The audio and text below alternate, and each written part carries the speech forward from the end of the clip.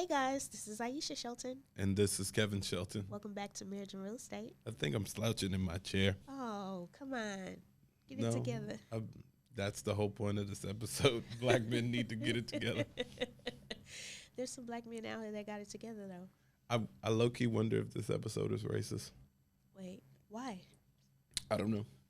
Because No. we're excluding groups of people. No, we're just talking to a specific group of people. Okay. Yeah, it's not an exclusion. It's just targeted. It's specific inclusion. Specific inclusion. So what's today's topic, Kevin? Black men buying houses. Black men buying houses. Let's go. Because black men do buy houses. I'm a black man, and I've bought a bunch of houses. Okay, but is that the topic? That's not the topic. I just want to show my credibility with the audience. Got it. So, black men buying houses. Why did you want to talk about this today? So what kind of sparked this is I've had a series of conversations with a lot of not only family members and friends, but men that I've generally met. And I meet so many young black men, and I'm going to be 100% honest and transparent, that don't own shit. And that really bothers me because we have every ability to buy just like our counterparts, and we don't.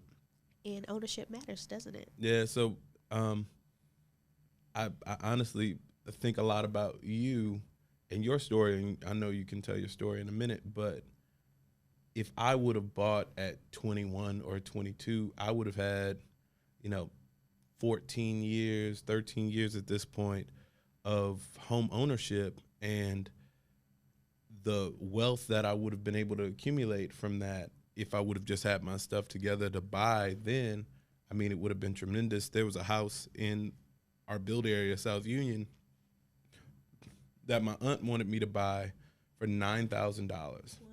And I could have gotten approved for literally everything was lined up, but I didn't have my credit right. Okay. And I didn't have a $1,500 down payment. Wow. To buy a $9,000 house. That house is worth $200,000 right now. You'll have to show it to me. Yeah, I've heard this story before, but now that I'm thinking about it, I want to see the house. It's over by the Amos house.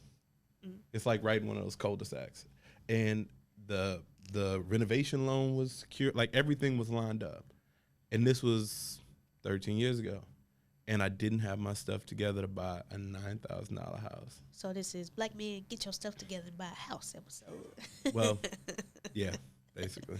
Okay, so you said that I sparked the idea for you. So I guess it begs that we should tell people kind of why or where that came from, sure. Right? So when I met you, you owned a home, of course, and while you're, gracefully older than me. Kevin. I can't say that.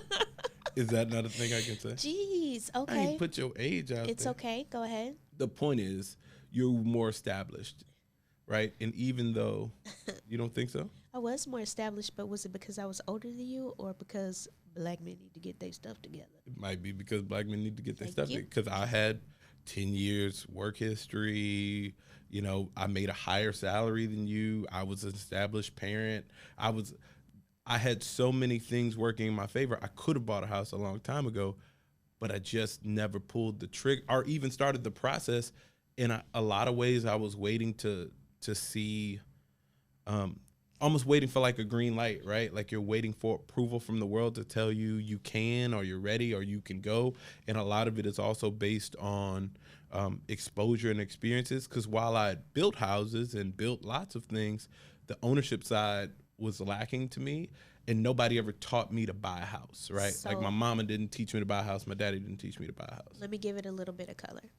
I purchased my first house at 25 years old. He is correct. I did not make a lot of money. I think I made like $30,000 or $35,000. I bought it in like 2008, 2009 at the market downturn, and so prices were ridiculously low. And I built a 3-bedroom, 2-bath home from the ground up, making $30,000, and I got roughly $28,000 in assistance. And a check back at closing, like a refund check at college. And a check back at closing. And so that was just really good timing and really good counsel and guidance. So I had a really amazing realtor. Shout out to Courtney Johnson Rose with Georgie Johnson. One of our partners in Grand Park Square. Yes. And she really just gave me the game. And not only did she give me the game, I was actually blessed enough to work in at a bank in a very high income area in Houston, and I got a lot of game from the patrons of the bank. And so they would sit at my desk and make deposits and tell stories about how they moved money and how they created wealth, and that kind of rubbed off on me.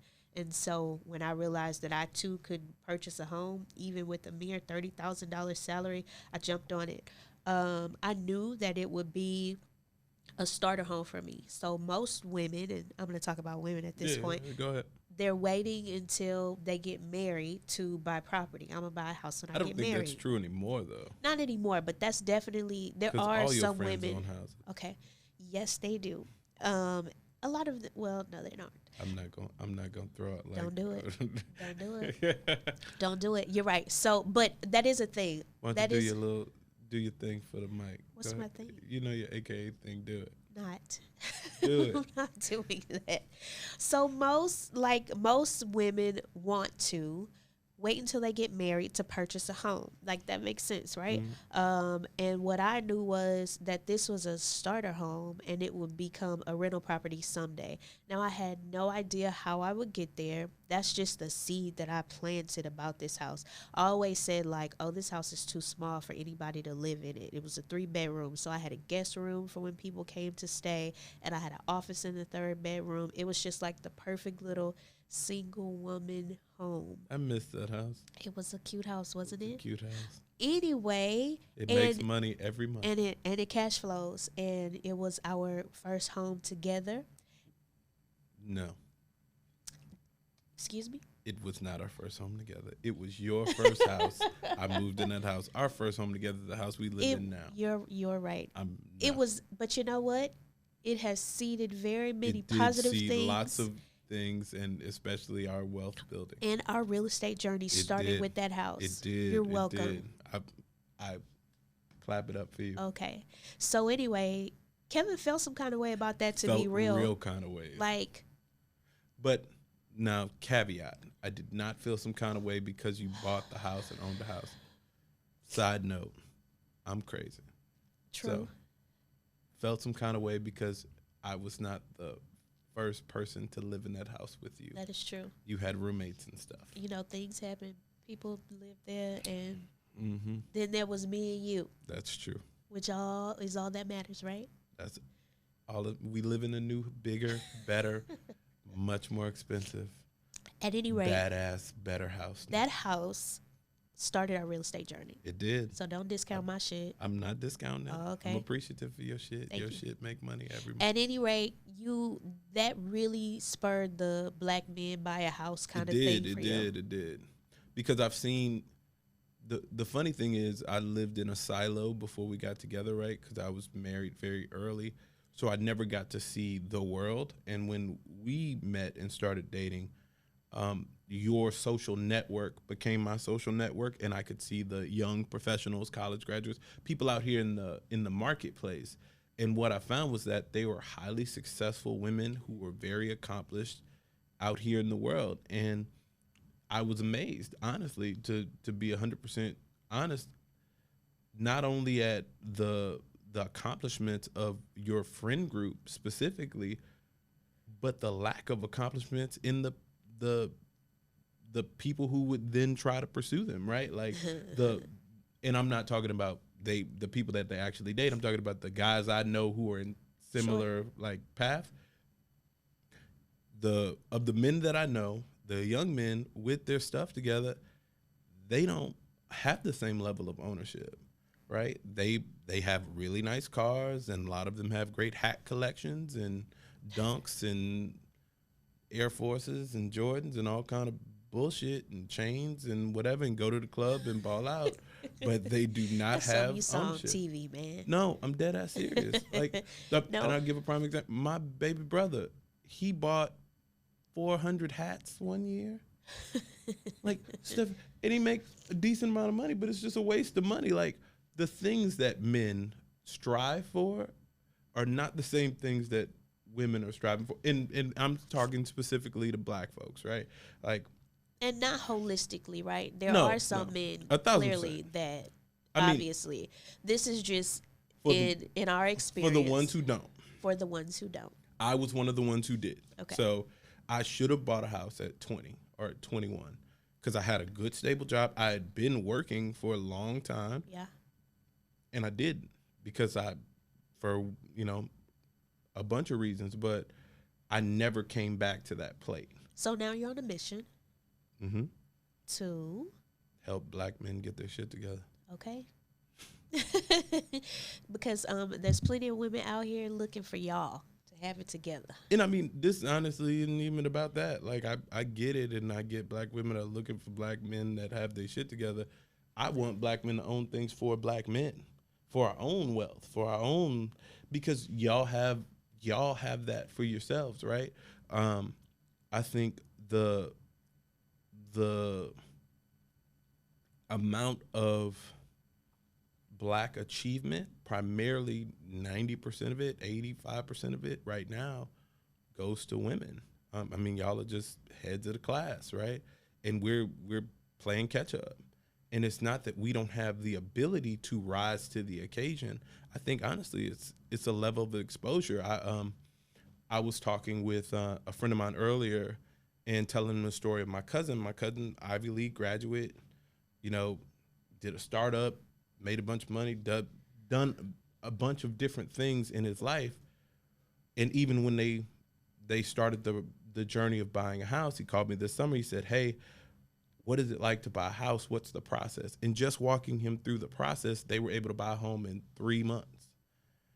But he never thought about the process, right? It wasn't until, honestly, he said, it wasn't until he saw us do what we do that he was like, well, maybe I should look into this. Maybe this is an option for me. And I want black men to know that home ownership is an option now, not later, not 10 years, not when you get kids, not when you have a wife, but right now. Like, you can buy a house working at the plant, working at Target, Foot Locker.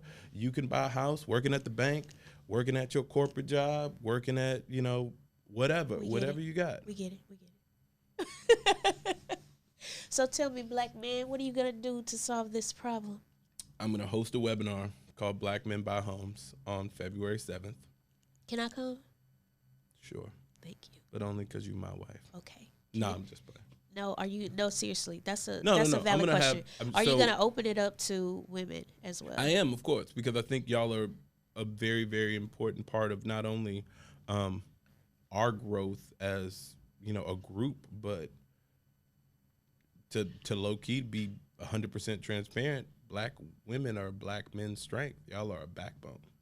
The backbone of the country to a lot of degrees, okay, but y'all are specifically our backbone. Soror Kamala Harris. See, now do your thing. I am not. Fine. The point is, we're going to have an event. It's going to be a 3-part event where we talk about the process, talk about some of the ways you can get into it, even if you don't have all your stuff together like you think you need to. But it's to expose you to the fact that you can buy, and we'll have a bunch of speakers and some women. So let me be clear. And resources. When you say 3-part event, because you planned this whole thing without me, I'm just kind of like for us, by us, black men, for us. The point that I'm trying to make, us, by us, is when you say 3-part event, is that 3 parts, like 3 different days? Yes, 3 different days. We're going to have the first one. We're going to have the second one. We're going to have the third one. It'll all be in the month of February because it's Black History Month. And it'll be on a Sunday. And we're going to talk for an hour. Okay. Or however long, Well, I'm looking forward to it. Me too. And sharing the message with other people. For all you ladies who have black men. Let me ask you some questions. Wait. Fine. I'm doing it.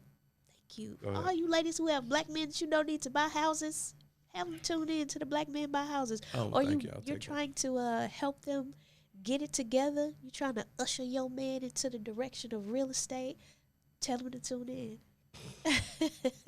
Usher your black man. See, we got to usher ourselves. That's part of the damn problem. Just understand, we are ushering y'all into a lot of stuff. I get on the phone with lots of my girlfriends, and it's basically, hey, girl, what you ushering your husband into this week? You know what, though? I'll take it, because I swear you done ushered me into a much better life than the life that I made for myself. You're welcome, dear. I love you. Kicking and screaming. That's all right. You have a question or two for me? I do. I do. What have you seen? What is your opinion of the levels of difference between black women's success and black men's success? So I really feel like y'all have it and y'all just need the catalyst. And I honestly feel like we're the catalyst. When I look at not all successful black men, but a great deal of successful black men, they have a woman by their side. 89% of successful black men are married to black women. And I'm just saying. So your greatness lies within you. I knew that about you when I met you. I was like, oh, I got this diamond. It needs to be polished up a little bit. It's a little rough around the edges, but I knew Definitely that rough. I had something valuable to work with. And look at you now. I'm all shiny. See my marriage and real estate shirt. Merch is available. Okay. So I mean, honestly, there's plenty of women. Everybody, all the ladies that I know are like, "Oh, girl, Kevin got a brother, a uncle, a nephew, a cousin, or Not something." one that you would And want to I'm talk like, to. I really don't know many Kevins, but we might be able to find somebody that we can usher around. You're gonna have to get that raw, you know. You put that Baptist like hey, usher, Usher, gotta everything. usher Come it from your in. gut. Am I Is my dad the pastor? Okay, usher. Your daddy is the pastor of a long-winded Baptist church. He is not. The church is long-winded, not your I was father. gonna say, And your I'm gonna tell father's my daddy. long-winded too. I'm gonna call my daddy on Call you. him. I'll tell him himself. He know. Yeah, I know, kidding, I know. Let me tell you. Let me talk on your podcast. Oh, stop. That's how your daddy. Well, I love you, kitten. I love you too. Sex. Daddy. No, no, hell no. That you have a father. We don't do that. Because So I damn listen. sure don't want my daughters calling no guy, daddy. That's not a Only thing. time will tell. Only time will tell. So if I was to, I guess, encapsulate all of my feelings, especially for the young generation of black men coming up, it would be there's a tremendous opportunity right now, especially with the economy, interest rates, all the programs for home ownership. And if literally 1% more, if we can get 1% better or 1% more of black men to purchase homes, it would make, an extreme impact, not only in our wealth, right, but also in our families, because these are long-term assets, right? A lot of black men have children, but a lot of black men don't own homes, right? So that's a disparity. Wow. What are we passing down to these kids if we don't own anything? Because that Charger or that Challenger is not an asset. I'm dead ass, and I'm Sorry. picking on a particular type of man, but I'm being very honest because we cherry pick things to value that aren't valuable in real Or life. invest in things that don't have long-term value. Yeah. Like, people paying. I know a guy paying a $1,200 a month car note. Is it on a range? No, it's That's like a $1,700. it's a lift. 17 It's a lifted like Silverado or Dodge truck. It's a truck. It's, $1,200 car note. yeah, but it's a nice truck. I'm sure it better be. But he also lives in an apartment. And I mean, some people want to live in an apartment. Buy a condo. Buy Buy a something condo. that's tax deductible. Have an asset. Yeah. So I would just say, black men, get your stuff together, buy a house, get some assets, some valuable assets. Particularly, we're talking about housing here. And See, this is the good things come in threes. three houses, Because threeplex, triplex. when you buy one, you can buy three. All you got to do is get in the door. Roll that equity on over. Okay. I'm just saying. I thought you were going going to say roll that beautiful big bean footage. That's a What? thing. From the commercial? Yeah, but what bean footage do we have? It typically It's comes a before bean commercial. footage. Huh? It typically comes before something's gonna happen. No, the commercial says roll that big beautiful bean footage, And then they the roll. movie starts. No, it's not a movie. It's a Super Bowl commercial. You don't know nothing about none of this. I don't even watch sports, but I know it's a Super Bowl commercial. We're gonna agree to disagree. You don't think that's a Super Bowl commercial? I think, was it not something before it was a Super Bowl commercial? No, it was it was made to be a commercial, I baby. thought it was like roll that big old beautiful bean footage and then the movie starts. Where you think the beans come from? It's a commercial for movie. beans. I'm gonna have to Google that. You should. Yeah. Just like fences. You still ain't Googled that shit. Okay, so you totally took like the moment from what I had I'm to say. sorry. Black men, get your stuff together. I'm done. It's on you, brother. Get it together. Close this out. Do something, John. I don't know where that's from either. God. Sorry. Okay. All right. Well, for lack of all intents and purposes, this has been the Marriage and Real Estate Podcast, not pop culture trivia in any stretch of the imagination. Well, don't give me pop Tune culture into the trivia. Black Men Buying Houses 3-part series. If you know any black men that need to get their stuff together, we'll post it on all our social media pages. What else we got? That's it. We joined a new podcast network. We can talk about that. did. Oh, do we get to talk about it? We do. We joined the Creators Collective, Yes. and we are so excited. They're the reason we're doing video. Yep. Because we definitely couldn't come up with video on our own. That just was not happening. But we're super excited to be over here, Yep. recording this beautiful space, and more exciting things to come. Social media, virtual events. Stuff you always promises stuff that I'm just not. Whatever you get, you don't get. No, Okay, I'm just joking. that's why That's we why make we're a each other team. better. That's right. Because you get us together. Yep. Get us together. You own the house, I buy the next one. Okay. That's the deal. Down. Bigger, better one. Down. All right.